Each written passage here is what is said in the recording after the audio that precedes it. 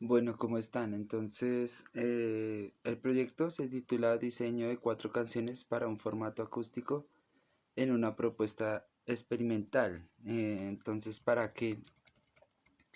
Es la oportunidad para explorar las nuevas posibilidades que ofrece la música acústica a nivel de composición y producción.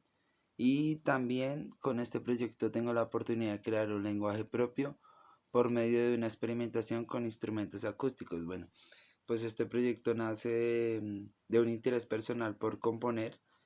Hace algunos años empecé a experimentar con la composición en instrumentos acústicos. Después conocí a unos compañeros de la universidad que interpretaban instrumentos como el tiple, la bandora, el charango, el oboe, el timbal, y pues decidimos como unirnos en este ensamble, en una experimentación libre en la que no escogimos ningún como género específico, sino más bien vamos explorando con las posibilidades tímbricas y las posibilidades técnicas que nos ofrecen estos instrumentos para ensamblarse en este tipo de formatos. Entonces, para este proyecto cuento con un apoyo bibliográfico de un libro que se llama el libro Toques y Retoques. Este libro es un texto que tiene reflexiones sobre la enseñabilidad y la utilidad de algunos instrumentos de cuerda tradicional. Este libro se escribió en el marco del segundo seminario sobre músicas regionales que realizó la Facultad de Artes de la Universidad de Antioquia. Entonces en este seminario fueron expuestas varias ponencias que nos entregan varias visiones del tiple, de la guitarra y de la bandola. Eh, digamos, los ponentes dieron sus experiencias desde lo académico, desde lo empírico, y es importante este libro porque da muchos aportes técnicos y académicos acerca de los instrumentos que estamos usando. Un primer proceso que se hace es conocer un poco acerca de las técnicas y las posibilidades tímbricas que nos ofrecen estos instrumentos de cuerda andina, y, y pues en este libro encontramos bastante información. En este libro encontramos, digamos, reflexiones de Manuel Bernal, de Alberto Ariza, que nos cuenta acerca del tiple y el requinto, de Néstor Lamuley, que nos habla acerca de su experiencia como maestro, pues de la SAP, obviamente. Adolfo Rengifo responde algunas preguntas que le hacen los editores acerca del tiple. Un bandolista, Fabián Forero, y otros personajes muy importantes, digamos, como de la música colombiana, que hacen una cantidad de aportes que vamos a tener en cuenta para el sustento de la parte teórica de este proyecto. Otro de los textos con los que contamos es la tesis de grado de desgarre menisco del pie izquierdo, escrito por Felipe Díaz en el 2017. Esta también es súper importante porque uno de los instrumentos que se trabajan en el ensamble, que es el charango electroacústico.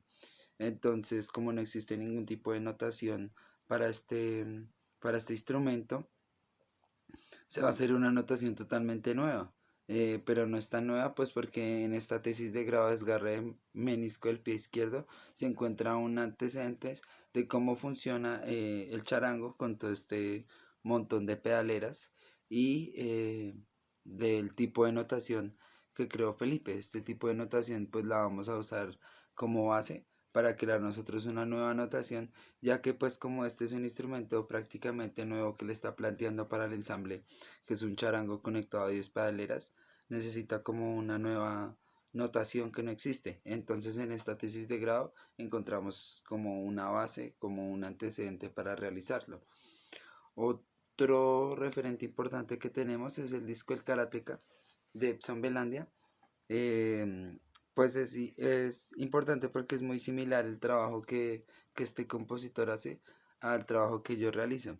En primera instancia lo que yo hago es proponerle a los músicos una idea que se les plantea en guitarra y en la voz, y de ahí parte toda la forma. En este disco El Karateka lo que hizo Epson Belandia en el 2016 fue básicamente hacer una serie de canciones que solo tienen guitarra y voz, que sería como muy similar a como parte la idea de creación de este proyecto antes de ir a la creación colectiva. Entonces ya hablando un poco de la metodología, tenemos como unos pasitos acá. Entonces uno de los pasos es la consulta bibliográfica, es donde vamos a consultar todos estos textos, donde va a ser primordial el texto toques y retoques para aprender acerca de los instrumentos como el tiple, la bandola, la guitarra, aprender un poco de sus técnicas, de sus usos académicos y empíricos, pues para entender cómo usarlos un poco en el ensamble.